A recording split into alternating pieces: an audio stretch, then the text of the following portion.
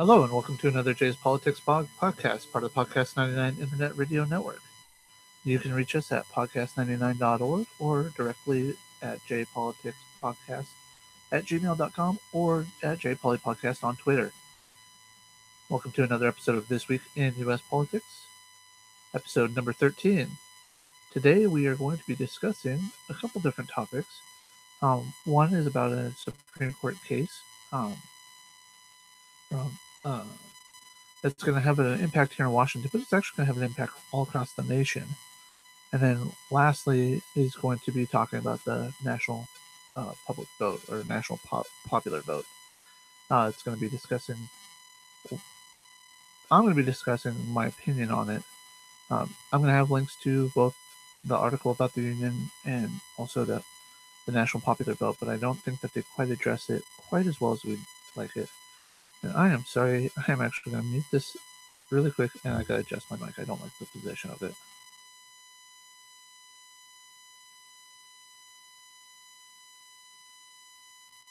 Okay, sorry about that interruption there, but I thought I had it where I wanted it, and apparently I didn't. So, what I've been looking at here with the news as of late is just a lot of little things here that we can do better for ourselves as well as for those around us.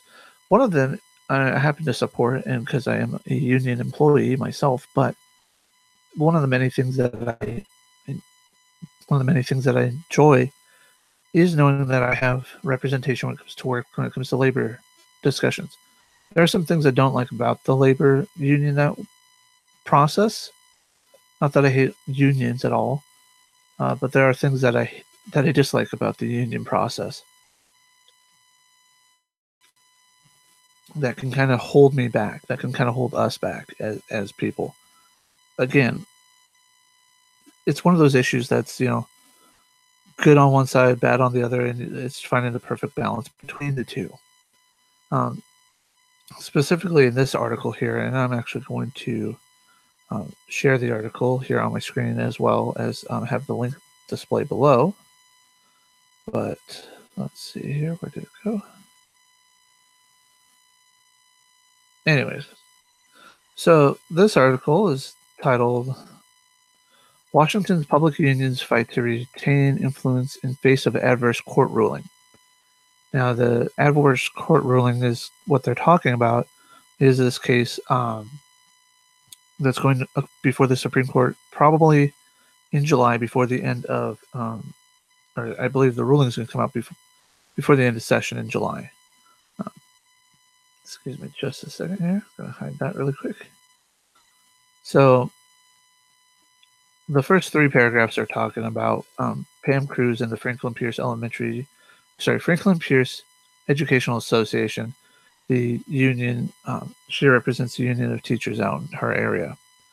Not that it's not important, but I think the meat of the discussion is really in the case itself and how it's going to affect Washington State. And that is Janus versus AFSCME, and I believe they also mentioned that up in the thing. I thought they mentioned it. Apparently they didn't.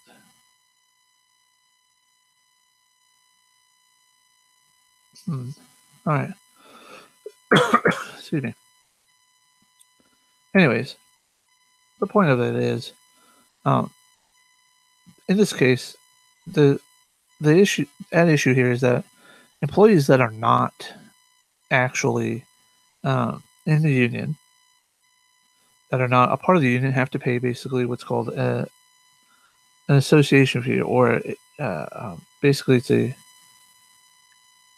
a fee that they have to pay to allow the union to still collectively bargain, allow the union to do whatever they want to do, or allow the union to operate.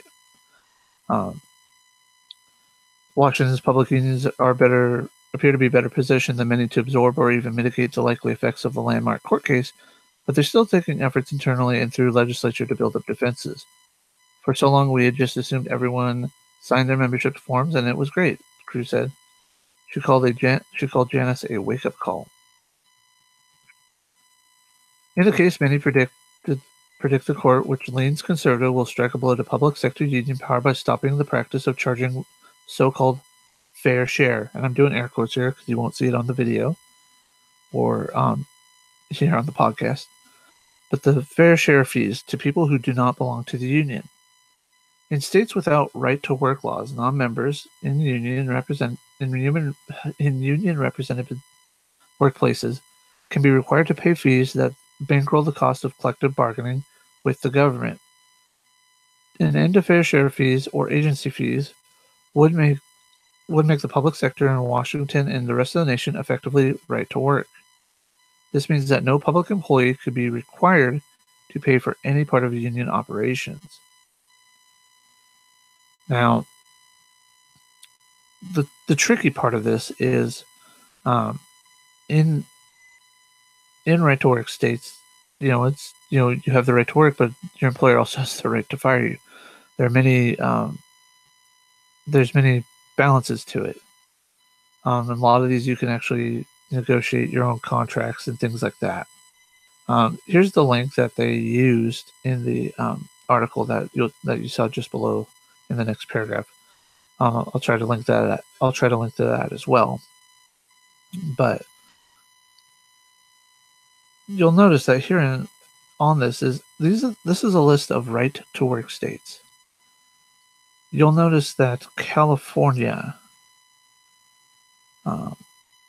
Oregon, and Washington, the three major West Coast states politically, are not on this list. Hawaii and Alaska are also not on this list.